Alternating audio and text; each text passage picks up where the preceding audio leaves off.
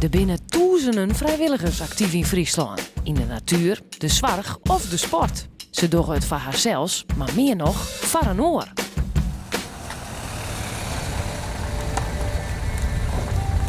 Ja, ik heb je helemaal, Wilco. We zijn al op de plaat en op de boot. Ja! Ik ben Harry Schadeberg, ik woon hier in Balk. En we zijn hier met een groep en we varen dus mensen met een beperking, onder andere in de rolstoel, rollator, scootmobiel, over de Luts met deze boot. En dat is enorm fijn werk om te mogen doen. Een bootje, een boot. Nog één brug, Wilco. En dan? En dan hebben we geen bruggen meer, alleen hele hoge. We hebben wel eens een keer een mevrouw gehad. Die was die week daarvoor met de zonnebloemboot. Goed Een zo. groot schip weg geweest. En toen ik dit bootje zag liggen, toen zei ze, moet ik op dat bootje?